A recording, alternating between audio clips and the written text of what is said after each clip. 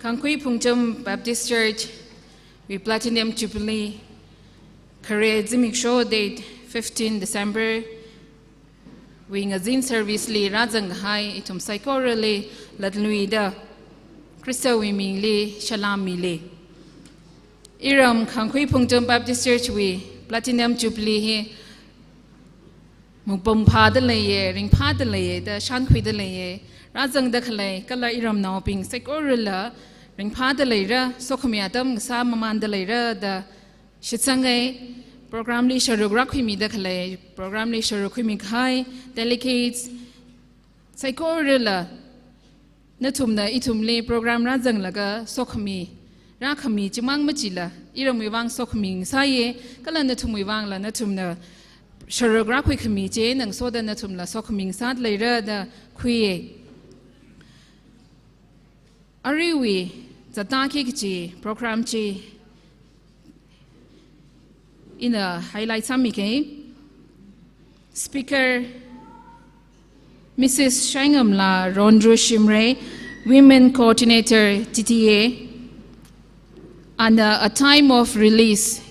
topic Chapachili Mitumira, Choir City,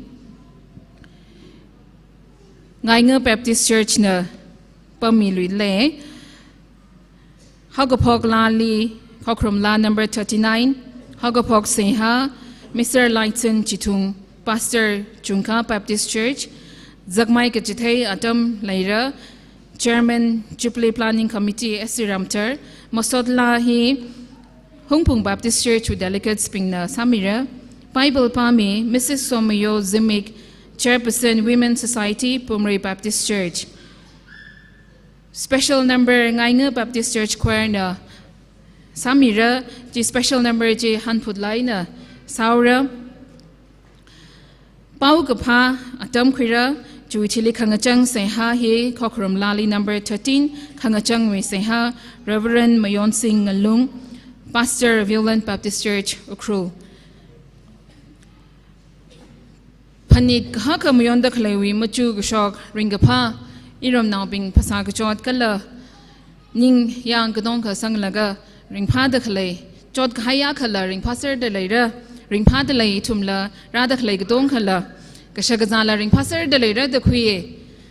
Iram Wizadna, Kamera Salala, Kamera Kajila Zad Alungli Zangbam Laga, Yaka, Marada Kalajinala, Sokomiakalang, Saranoda, Hangaye. Katayichiva lumla kaina, kashungla kaina, sami the layer, iram now side the gasola meaningla, ka in a shy ta Kambang Taran Lila Illering Pa, some punkwi the layer. The Atuma Mashasala Baika, Kashagazang ran me the clay bing lila, ring a pa, sokomilang sadly regati, Bahong Jipungaye. Hagopok Lani, Kokram La number 39. Hagopok Seha, Mr. Lighton Jitung, and the Rasamira, Yarisakora, and Ninka Lagalai Sang Room say.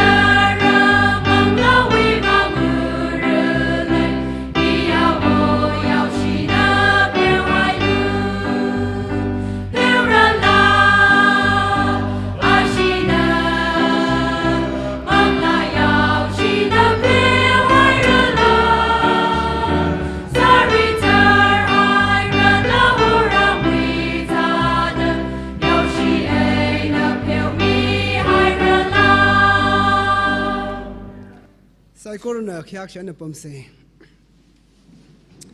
itum worship hobo khwai sok mi rally pose gazing ramli khala ya itum sai ko ro ya ba nali ka chung khaning shi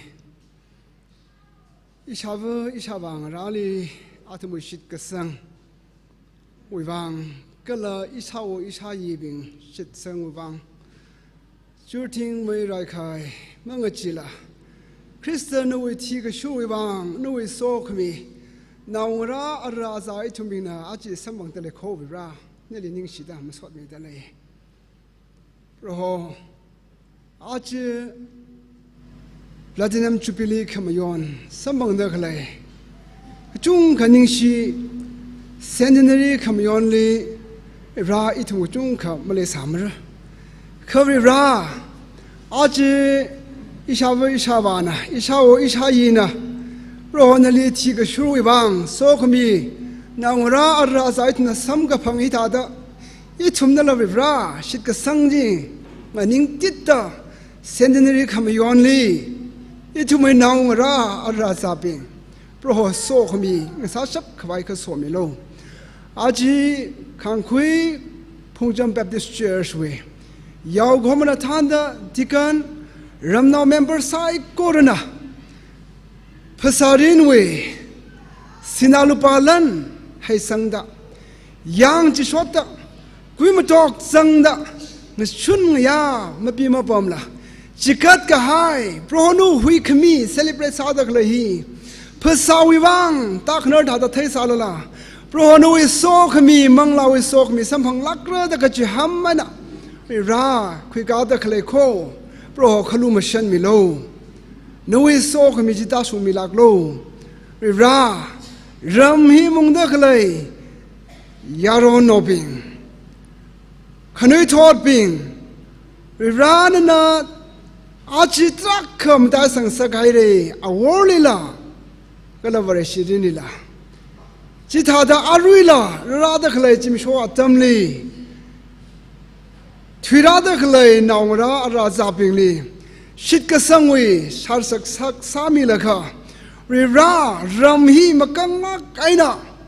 Nina Somi Hai Ramhi, no we nay the nak take away. Magapa Makachi Pijina, Morejina, Muyuki Lakla, Mamung Lakla. Riranali Hosang Laka, no we hang another Mungateya, Kunitot, Trak a soak Sakni low.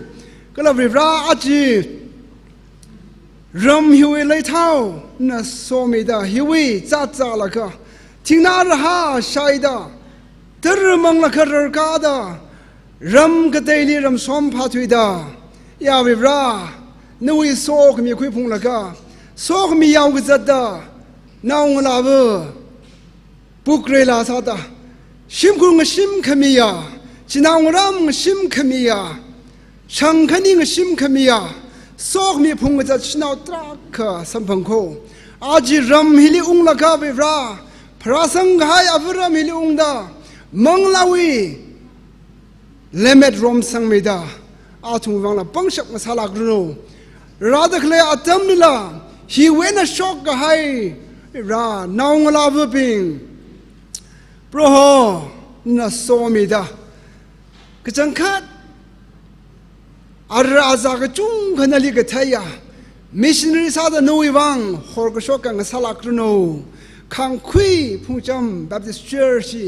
Pro no mission gachung gachu Horgashoka, Nasalakruno. Achi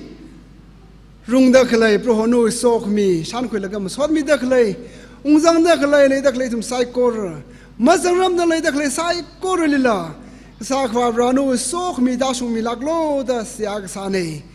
Aring a zin, Ra program ni Zangda Clay Sai Corilla Proho, Luna Machon Milaglo. Savai Milaglo, Mataila Kaina. No Pau Gapa, Hashoki the Leda Claya. Matumi, Wituni La Ra.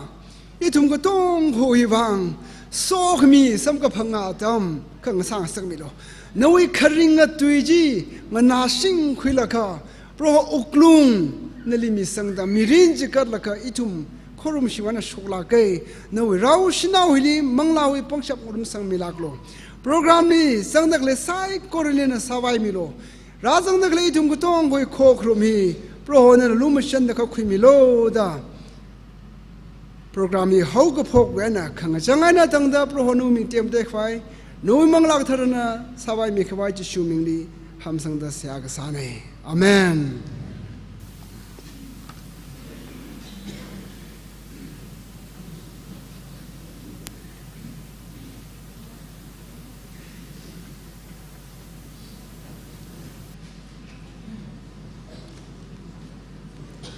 Aring sin ni la ye shiwe tong shiu kyo ge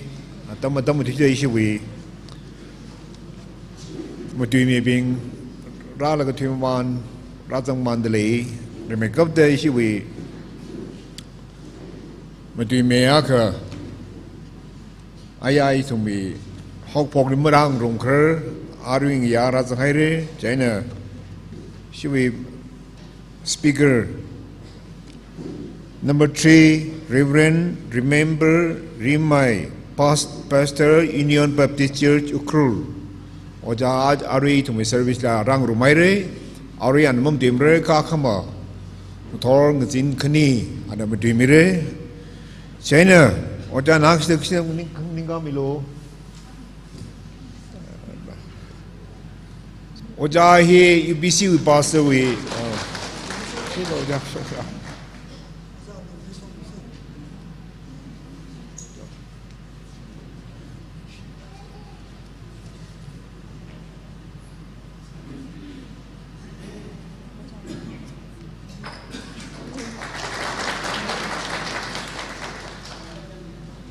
Ni share ho ja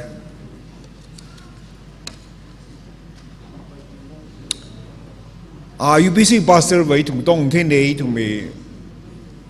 pastor lần giải lắc hay mi này program chung cái này là có lại sao được cái này anh nó có chung share đó mà luôn là sao share của bố mẹ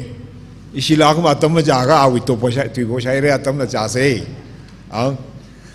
Chai na achiu hing zin hi vai thum achi athang shun ji jaw ka tom ko khwe da ri son ra khai ni ka lai cha shu shim lu lang so naw chi bin ra zang man thwe da aw jan ra zang man ni shai re ring phala khai re thum tong da ring phala na welcome sa de le akama we pau na kwai sa se auri aya into introduction ni sak mai sek ni namra zang khar kha chang du le empower we na shi we oja phang She local we mission church la sada khlaya Langol Baptist Church we aina ra de khlai bin da khiste khang ninga mi on jo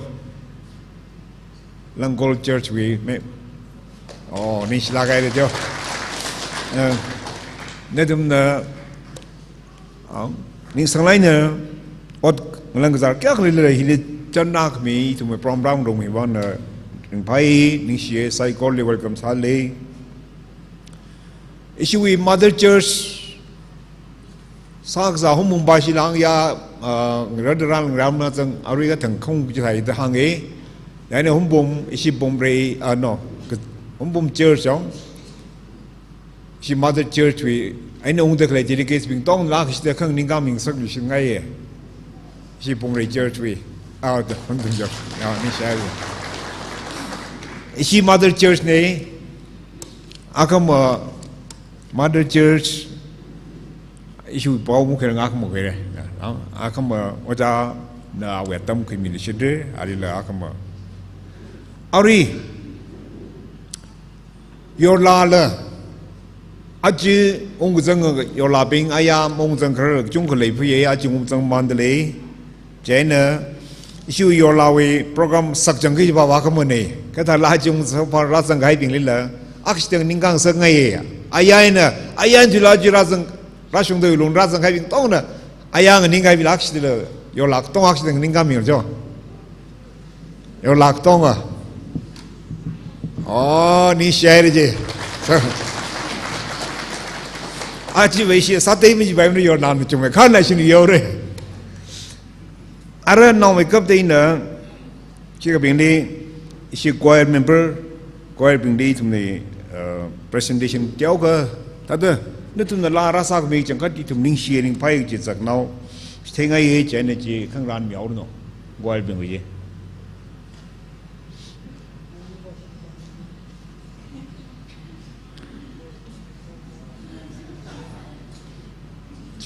kalam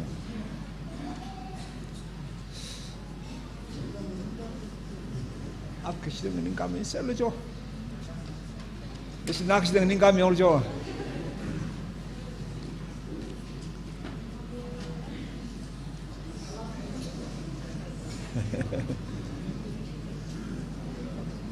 Give mi được lấy chỉ give lấy chỉ ban không thấy mà đấy, atung không thấy mà đấy, sim không thấy thấy nào đấy.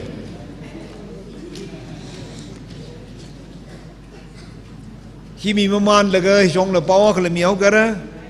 ang thua ang xuân đi siêu tigan board, khani,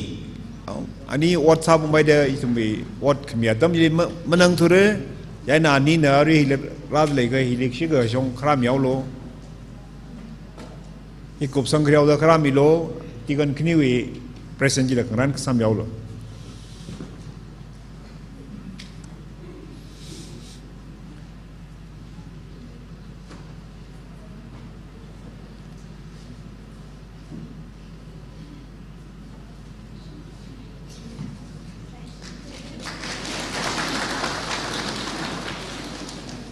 La kuel binga terus sadar lagi. La cái tầm ní không có lẽ dân tự cái phùng vay cái mình này, nó đúng là đâu, ai chích là thì mới thấy chỉ mi lô, à cũng một tự động thay sang miêu lô,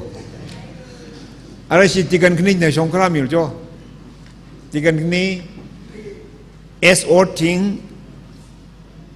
cái lấy xio,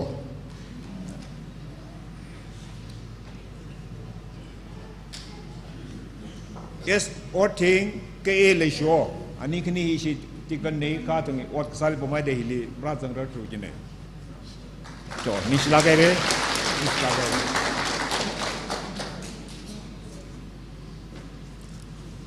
Magapai kawat ketong je aku masalah sini orang, saya nak arui wahian tengah sakai ni silakan deh atam kau.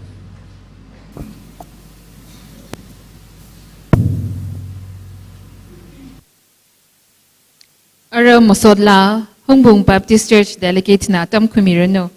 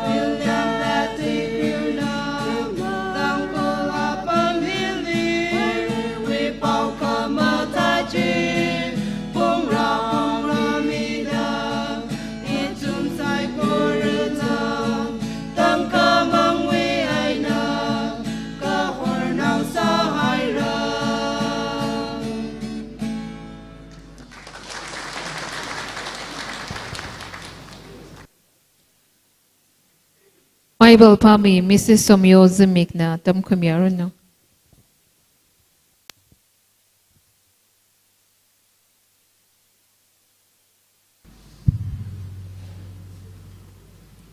Aring zinwi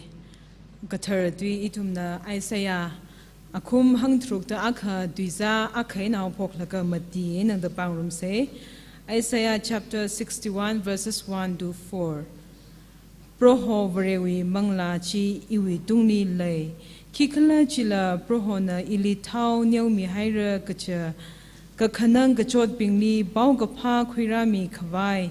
ana ili Jiho Kharana Gacha Kapaning Kakai Bingli Ngahami Kawai Ner Gahai Bingli Ningkhan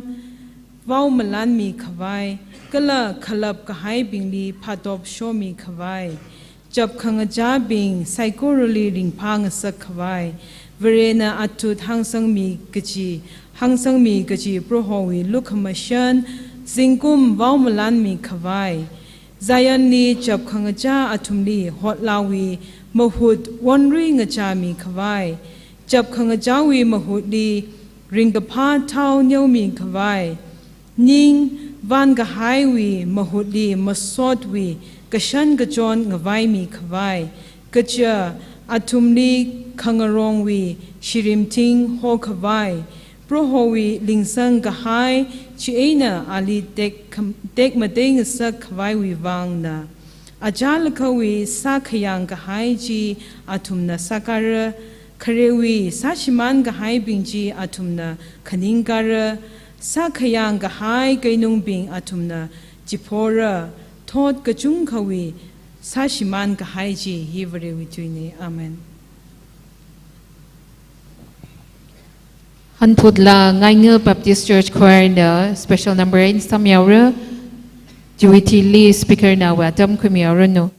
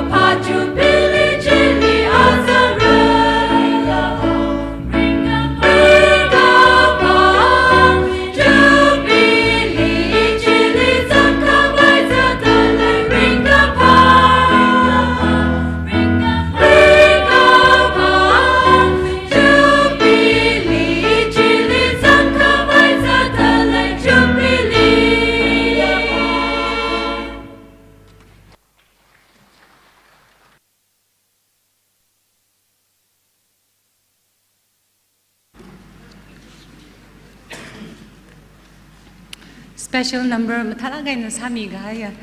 Humpung Baptist Church we delegates kala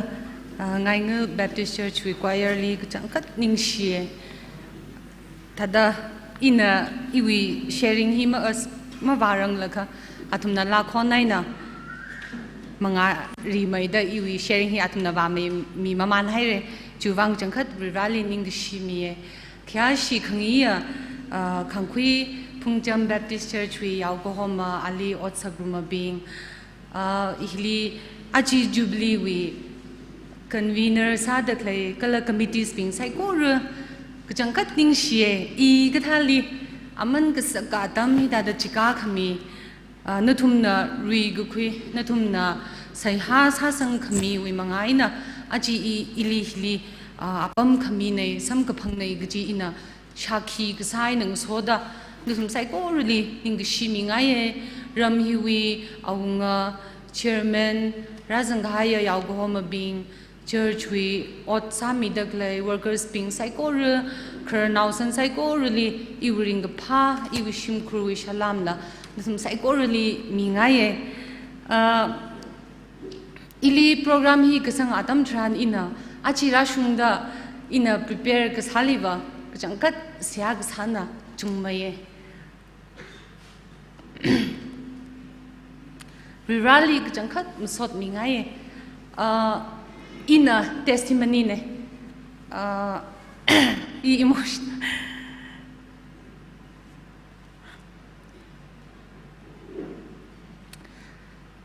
inan thum sai ko really rirana jangkat ithumli iram naw bingli leishi gchi iwi miri nai na ina latlu sita shakhi sangaye achi simik shogo hi rirawi legacy maning si gjiwa kala rirawi purpose malay sasi gjiwa I go hi aji platinum jubilee hi mazang samre rirawi so kami awi mataka kai ungshung khwai kala rirahi hi rivrane I kachangkat exist sai kala ina sashapai gji shakhi mi vai aji ili hili apam hili ngning sak tag le nei ji ina shakhi ne ina jiwi testimony sadang ngning dag le ne your la ga sada singkum 2006 atamni ina lairik tam chat le laga hi kathiwena ngar gthine rirana le shimida mirin atam ka seisang milaga thihaura gjiwena matakka kaya rirawi khangran achi ili hitada nganing saktak lene rirahi changkat leye rirawi legacy hi rirawi faithfulness kala awi hada ishina three guy speaker issue executive secretary na hangai ta daya rirahi changkat faithful saye awi sasha pangshap leye sasha bai gji hi iwi mirinai na achi ina yola ka sada hiling ning laga na thumi mangali remai kapta inaji shakhi sangaye hi mararang laka iwi shimkurna jangkat siyasa ye prepare gasali lang mai kharda sehag sana chung mai khare 100% wili 75% na ishi shimkur siyasa ye achon thang khnawo sada ikhara wi shimkur iwi shani shawo iwi amuingra akto amai ishi pawe aktongra itum kutong special sala kaina hiwiwang ishi shimni sia sangrume iwi ningli ina lecture hi mathanga gaina prepare salala aman sakla khaya rirana ngran mi khaya tam hi itumili razang khai tong hi lecture mang na khui laga khamsaye na ung hausi gja gjiwi mulung khring tra khale ili jina mulung ring mai khare lecture khamata khangna liwa rirawi so khumi shan khui laga ithumui ublung samtha khui laga so khumi tengkot me ya khui laga han khung jina matai mai kji ili trak shan khui sagai aji razang hai thum sai ko se ha sai nang soda ithum kho khrum hi sat ba khwai sang sangai ye nuthum na ithum tong kho ublung li siasa da ngana rum se ina iwi hi a time of release kji ili iwi topic hi da mi hai dele hi papta mai khwai issue executive secretary na first daily celebrating 75 years of God's faithfulness maramli mutuye ina iwi sermon li ktiu kha link up sa khwaya tada ina reflect sanga ye ana jili Isaiah wena mutuye ina nali mamalai akmre na na ili malai hai sarala ina mam lai mre kala ina awijili second points ina phaniung sa khangaya khana shima prodigal son ya shiman khaya zathui khaya naumera china ladung laga ning taida ladung laga rawi so khami abavu wi so khami ya khui lui shit kjiji chi ka khane ang thor celebrating the mighty acts of God chi ana share sai chili ina yu sermon li ling sa ngai ba Christianity khami chiwi manga aina itumli lemet mi lemet khami china itumli mushung ka kui kui krane itumli mushung mi ai re chiwi thili iwi topic hi a time of release chi ho khami wi atam ta ili hithada rahai 75 years khamyon hiwa itum hi manglarin li spiritually mature chaugi jine thada angang nau thada aru manglaga okthui gi jibare shimning thure thada I hili rak jang hi ishi khangkhui khulen 75 years myon gai spiritually mature chak haya church nei da itum shan khui gi jine itum ji realize ha gi jine gi na shitsangai ran itum li khalap mi gai juaina khala mi gai free sa mi gai juwi mangai na itum hi jubilee hi myon da khlene jubilee li rajang da khlaya 75 years jubilee khamyon li rajang da khlaya itum thought hiwa kachi tha thought saragla jikha rawi tuili phaisin salaga mushun mukhui le la kaina okuthui khamushung juwang ninga laga okuthui ya thought sagi jinai ji ina iwi sermon wi remake up te in hidada hangai Isaiah 61 verses 1 to 4 li ishi Bible pa me vuna thala kaina pa me ina healing sun laga khare sada anointing Thao neu khami kakhne sada purpose of anointing thao neu mi khai wi kharin kakathumli acts of the anointed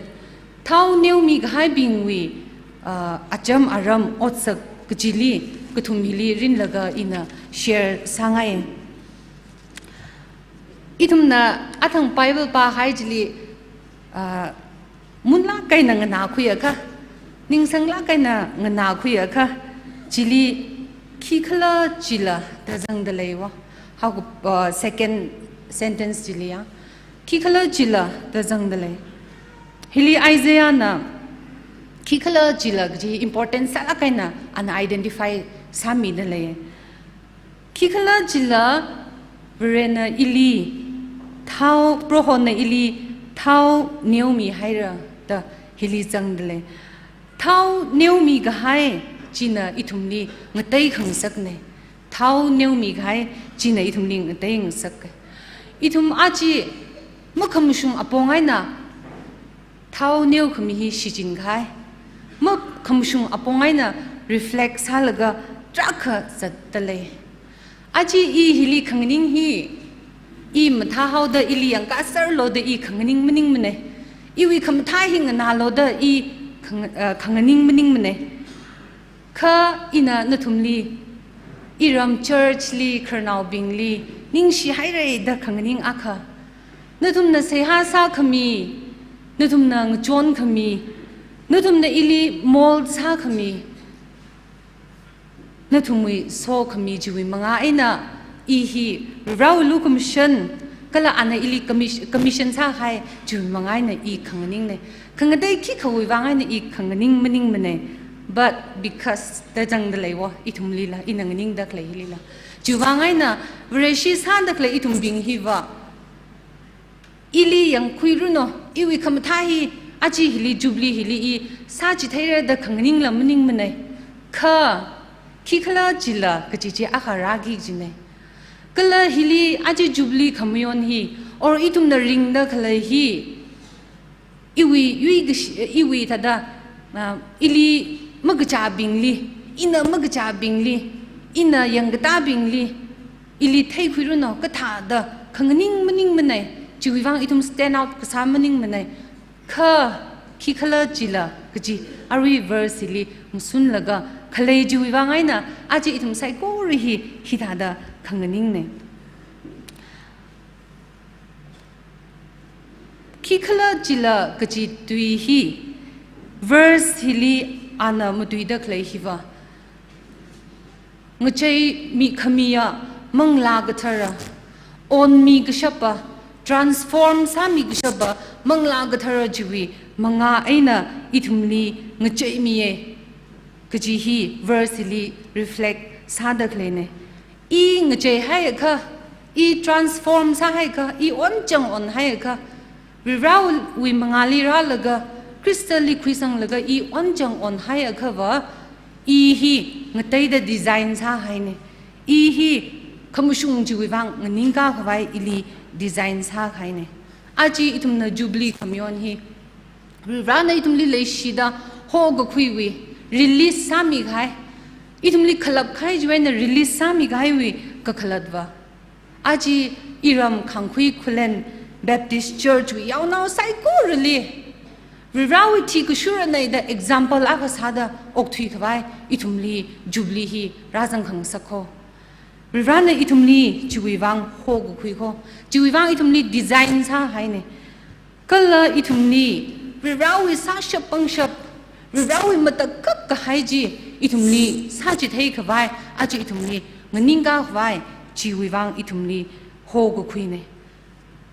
kala itum sai ko ri hi singkum hangshini da phanga ka shung khaya khangkhui khulen baptist church wi yauna itum gu tong hi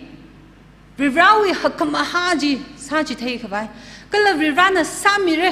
rirahi sasha paida itum testimony mi gshaba mi avu sahwai itumli aji jubilee hili phaira karsang khangsak nei gji hi in a bible pam hiwena shakhi sangai itumi ksangre kachijawi ringpha khawai kachijawi tong khawai no okthui kapi kathuyen hapok laga kapi bashungda iwi da muchuk laga itum no outside aji church li hili hall hili meeting hili ra gazang itum sai ko runala nathumna ki muchuk laga ra khalam thai mane kala inavreshi gsahi kathada sakla nanavreshi gsahi kiwiwang sakla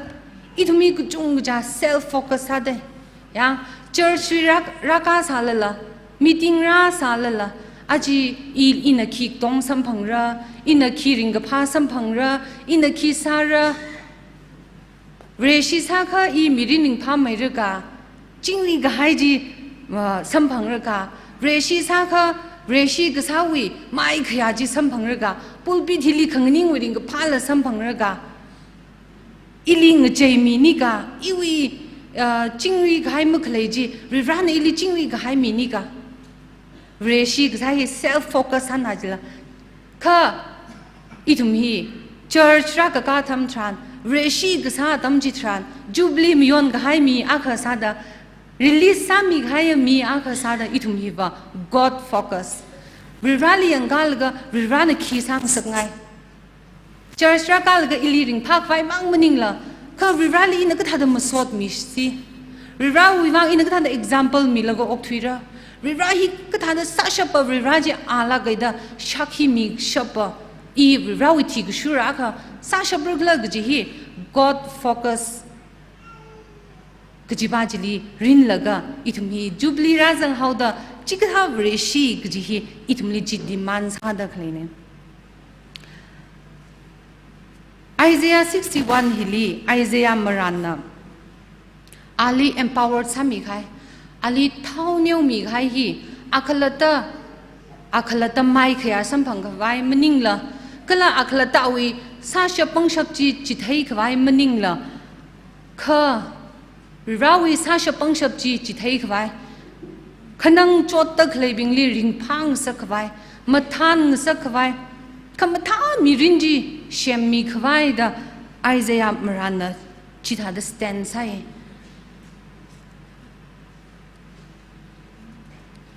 ara itumna hi azing hi pa gata tam chitran purpose thau neu mi gai wi khrinji kiwi wang klag ji hi ina share masala hi azing hi pa gata tam chitran shengla kaina kapi sang hai dale nutum na la nutum shim khong atam chran nutum itum to ung pa se hili rana kiwi wang itum li ho khui gai kla kisada itum li jubli ram yon ngsa khau kla ji hi hili shengla kaina hang mi hai dale Isaiah na trak ko sam mi hai dale ili thau neu mi gai wi maramwa Rivana ning chang athishu do okthui laga Rivrawi pau ka pha ji ha shok khawai ana sang sa khangai athishu da shakhi sami khawai khanang chot tak lei bingli sifu dak lei bingli pau ka pha ji ha shok mi khawai chap nga dak lei bingjili ring phang sak khawai ka phning kai laga okthui sak dak lei bingjili ning mathan sak khawai khalami khawai khalap laga thada chot laga ringa laga okthui da khlai bingli ning khan sami laga ring phami khar do okthui sak khawai kala azing jili pa kata dam chran shirim thing thada khamatha mirinji semmi khawai produce sa khawai Isaiah maranli thau neu khami thada aji itumni rirana ho khui ga hai Rirana kalami gahaiwi krinji aji hi ne itumna kathada okthui dale Jubilee 75 years vereshi sa gahaiwi aji itumna kathada okthui dale kla gji hi itum reflect sama manse ina lam chuk ma mange itum gutong na muchuk se Rirana ili hokhui gahaiwi purpose ji ina serve saga masakala gji hi itum muchuk rum ngai Jishu Christali Chrisang laga ihi hui kami sampangai re da o kuthui jien ma vai lui mane hui kami sampangai re mangla gadhar na puye re da thada shimli pam gai thada gsai na ga pam gai ji kapom nim ne ji demand ga samaning mane kha itumli ho khui hauda itumli release hami hauda ara rawing jangji khang cheji khira khwai itumli ho gu khuino khang cheji khira mi khwai aji razang gaya itum sai kuruna I reshi sada 75 kashung gaya church wi yawnau akhasada I hi khang chei khui khrali mulung khringa lungtum lak kai na ot sa jat tak laya kala chiwi burden lai laga chiwi vision ji yang laga ring da khlaya vreshi ngsalika mangsali khlag ji hi itum muchuk sai Jishu Krista wi ot manga anatam ji thai khai kala au ot manga sai ko ji thada itum reflect saing se anasa da khlai tong ji ministry sara khai tong ji Khangajay khira serde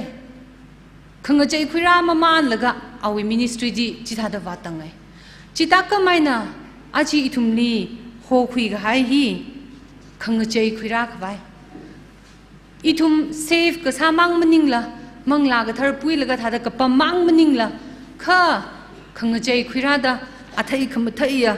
vareshi ngsa khwai itumli ho khui ga hai ne itumna Bible ara vareshi hi sangna sara how the Bible la tra khathai le re in a detail aina ma waluila itumna pa ga khui ya because of jili umli se kikhala jila jena hopokte Jishu Christali baptize ha hai withili kazing ram khamong shomida Ali mangla gathara na tang so tap kapamui thili jiwi manga aina ana ministry hi samalaga khangachei khurai David wi kharjan itumna kapa atam jitran David li aunga sa khang sakhi chilila because chide Samuel na thau neu khami chui manga aina David na ot manga khui pobe kala Samuel lila munui zo nai na lei laga ra ho khui khami ran ali ko ho anoin sa khami wi aina ana awi ot manga ji khui laga khang jai khui rai itum na sha jing je Paul ana Damascus we shongfully experience kasa chiwi manga aina ana mirinji ngchei laga khangajei tra kha khwirai kachung lei fe arila Bible hi itum na kapa tam chitran because of kaji importance hai ki khala chila kachi tui pam hi Isaiah na how go pokle hangai hi itumli achi kamataya tui pam ne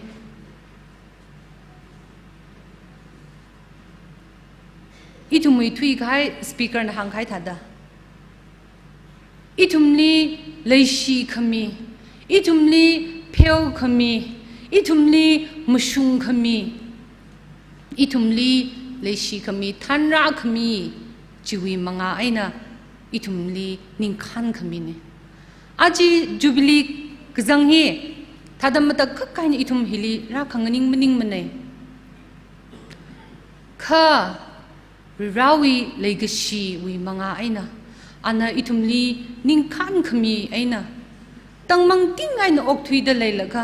sashi lagai na okthui da leilaga itumli ko hor khira khami manga ji aina achi hithada itumli jubilee khamyon atam samphang sakne because of kchiwi manga ji aina ot manga ka khui khangchei khui khra thada achi itumli khangchei khurang sakngai ina atam sangda mukhulimre kha khnawa sada aji jubilee ragzanga thought 75 years jubilee khamayon ragzanga generation ithum hi kachigtha thoughtngsang saksi kla gchi hi in a challenge sangaye rirana ithumni hokhui ga highway purpose ji kala chiwi athi shuda itumna ka thada okthui wa usigla gji hi iwi hak mai kap gji burden ne ina yorla ka sada verse 4 ji pagata tam chitran acha lakhawi sa khayang ka haiji atumna sakara krewi sa shiman ka hai bingji atumna khaningkara sa shiman ka hai sa khayang hai sai koru muchi lui made kutong ka sa shiman ka hai manim kho ka sa khayang ka hai bingji sa shiman ka hai bingji achi hilirag zanga jubilee hilirag zanga generation itum binghi itumna sakalo shite jubilee khamayon wi so khami khui phungda rirani itumli mi ga haya purpose ji ungshung phlung re kchi in a challenge sangai razang haya kharnau san sai kor ina iramwi maramli ina ngathing yang vai iwi ki khapang shab malai mane ina iwi sermon hi prepare ka satam ji tran pastor liruno iwi shimkhur liruno kharnau bing liruno ina iramwi context ki kha imang han mane ji ina ngathing vai la ki khamalai mane ka rirana ili anoin sami khai jiwi manga aina rirana ili homi khai jiwi manga aina hili nganing khang sa kui purpose jiwa rirana mi khai tui hi legishia iwi avuram iwi ram ngalai hili shakhi sakwai aji I hili khanganing ne jiwi wangai na iwa rirawi tui hi shakhi salagang changsang re itum razang khaya reshi itum kchi hi mungnui lui mane angang nau thada reshi masa lui mre ngaphat pam laga reshi masa lui mre ngakhunda laga reshi masa lui mre razang haya achi itum thought ping มาชัดแล้วก็บริชิมซาลุยมั้ยมังนุยลุยทุเร75 years ก้าใครฮีครนาวลิชันใครเนี่ยอายาละอิชิปังคังโรใครเรมังนุยลุยเนี่ยอิชิบริชิคังคุยคุเลนอิชิคังคุยพุงจัมแบปติสต์เชิร์ชีมังนุยลักทุเรนาวชินาวทัดมอกทุยไปลุยมั้ยจุยวางไงนะอิชิบริชิก็สาฮีวะอีไม่ขยาคุยกันไปขังนิ่งมังสามเรข้าริรานอิลีโฮคุยกันให้วิปเปอร์สไอเซียนักขังทัดเท้าเนียวมีกันให้จีอิลีคิสาลูกจีกลกจีมุจุกละก็ริรานลีฮัมซังละก็อาจีอีวะขังใจคุยครามุชุนจีวิวังขังนิ่งเรชิงสาระกจีฮีอินะอีวิไซฮานีราจังกะหายาครนาวสันไซโกรลีริราวิโซคมีตาชุงมีดาอีทุมไซโกระอังอังนาวทัดะงปอนกบัมมางคุณกตากละมายาขวายขังไปเรชิบาจิมันนิงละข้าเซมกะกะเรชิจีงซาเซริรานอิทุมลีอิรัมเชิร์ชลีเท่าเนียวมีใครอิรัมเชิร์ชลีโฮคุยใครวิปเปอร์สจีขังใจคุยรักไว้อิทุมลีโฮคุยกับใครในกจีฮีขณะว่าอินซาดอินฮีหังละก็งจังไงนึกถึงไซโก้เรลีริราวิโซคมีตาชุมิรุนออาเมน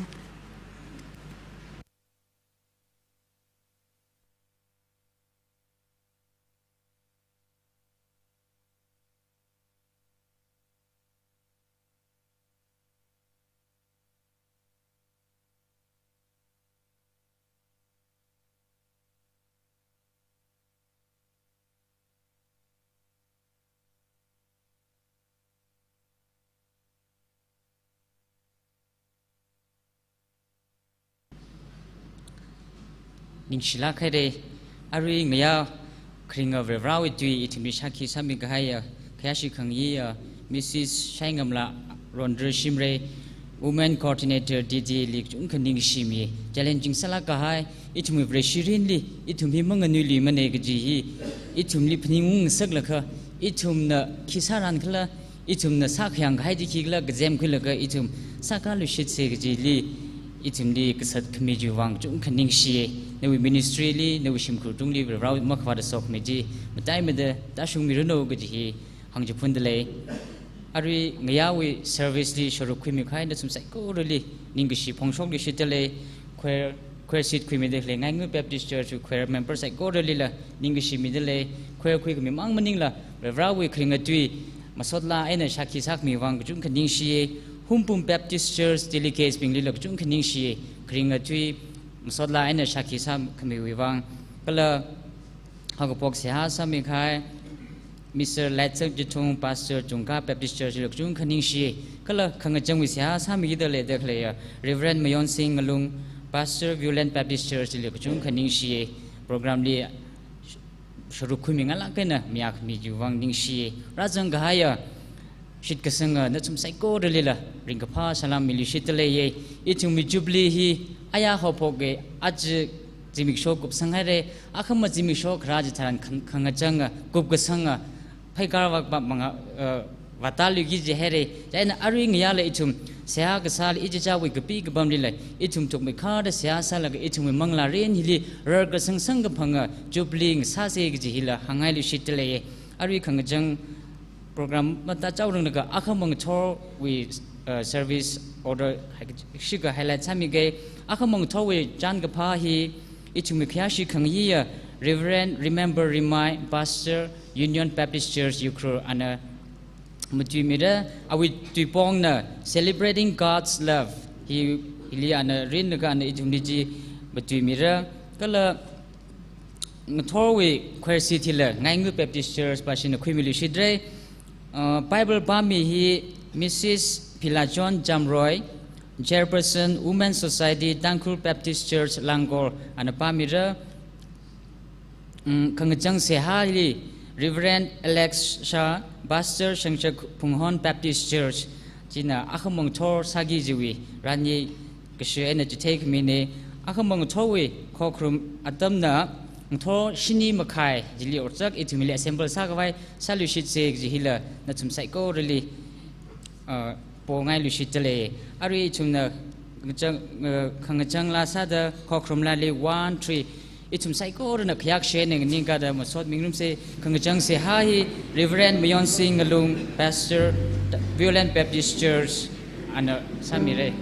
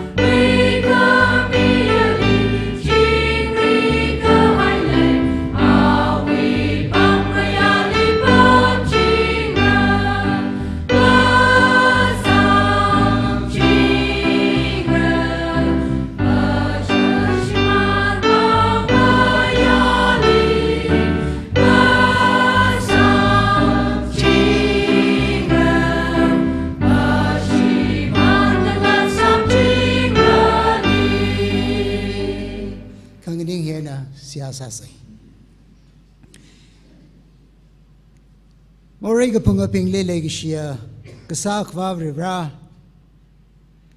nali masod me mi seda permane revra as zingum hangshini da panga kag shungwi yidre kangkhui Phungsam Baptist Church na mayon da clay hili ila sangrak da honda ngarai da lagi sak chung kamat sangral revra kantu here Azidum mikyak kana hili ringapa kamatane na Rivra nili musot mi da kalay hi tailaka rivra opraho ning shigchang kate Idum li ladlui da na paniung sak milo o katui hi idumi ram kachang maning mani Una ka kumi thada rang yin ka kwine kajihi Rivra ning li shap tit haida opraho tang mirin na mi da kalay hi Revra nili kataya miyur avung sada kala nawi naungra avung sada itum li rohoning lum lak aina oktwing sak Mr. Lo da sehagasani kala chiya nang soda proho ach kang kuiwi yaw naw ping hili revra na pa mai hauda kapang kuila mining mani kana na lai shi hauda proho kapang kuine nana lai shi haida hikatha man ka saka tam hi Sampangkang sakni rivra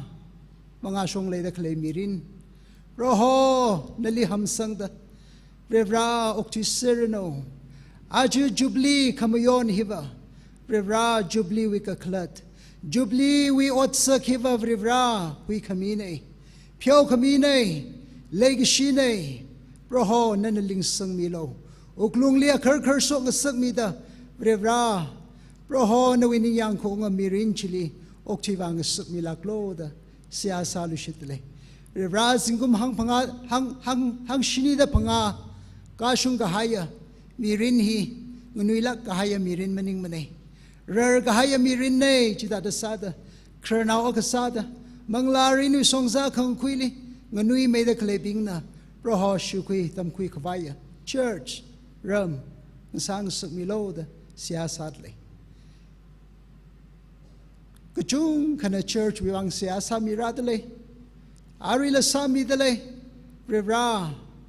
เล่งฟูลีตั้งกะหายมังสาละขณะวิเลยตะเคลเพิ่มจิลีเพราะฮอนั้นนาชุงมีดะคุยสังมีดะเรียบร้อยโซขมีสัมกุพังงสร้างสุมิโลอาจุยิดเรฮิลีอิจฉาวิสากเทียนะเพราะฮอริงพาขวายนวิมิงเทงมาเตยขวายอปองกี้อาค่ะนั่นเลยอดรำกุศิดะเคลเชปาซาดะเคลชรุคุยดะเคลไซโกริลิละเพราะฮอคิปาเคลอาเรมมังสารโนคันนั่นเลยอดรำขังกชูริงกับพาจีชานคุยดะสัมพังดะเพราะฮอนั่นเลยมุสดมีเซรโนดะฮิวิบังเลยทุมเสียกสาลิงรุมเดเลยเรียบร้อยอาริละนั่นเลยเสียกสานีนั่นพาชงมีกะหายขังคุยพุงจำ Baptist Church ก็เลยคือฮีเรียบร้อยยาวก็หอมันช่วยดะเอาเงาเวนะช่วยดะเรียบร้อยนั่นวิโซกมีชัวลงลีอาริละมังอาชงอกที่วากิดะเคลฮิลีนิ่งข้อขยังกษาดะเลยก็เชียนนั่นเลยอดรำก็เธอดะริงดะเพราะฮานวิมิงเตะมุเตะขวายงสาลักโรโนดะเสียกษาเนี่ยเงสินวิโคครุมอัตมกุบสังอุเรเรียบร้อยนั่นไอ้ทุ่มเลี้ยเขาก็พกเวนะจิงเรนกุบสังมีเฮาดะอัปมหิวในทุ่งทานวิชิตเฮาเรอาขมาละหิตาดะขมาท่าตมเลยดะเลยเรียบร้อยขโมยโปรแกรมเลยนวิปังเลยฮอร์กสังเนี่ย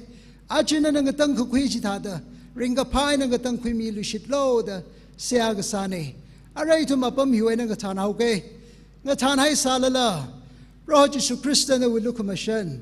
ว่าว่าเรียบร้อยในวิเลกชีก็ละมังลากเทระวินังวิงยูร์ขมิทานขมิจีอีดุมไซโกริลีอารีก็ละขนาวนี่ตั้งแต่เลยมีจิงโลดเสียกษาเนี่ยอาเมน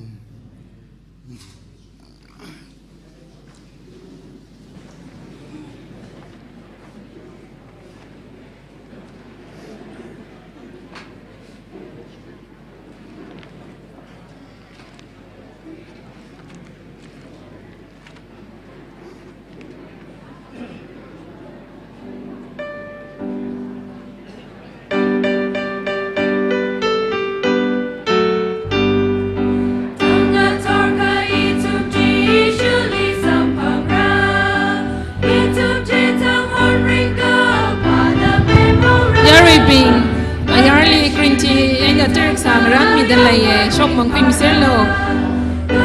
ยารีปินลีกับชาดาคซาลียารีเตเรกซาอินะริงจิงรันมิเดลัยจะชกมังคุยมิเซลมิโล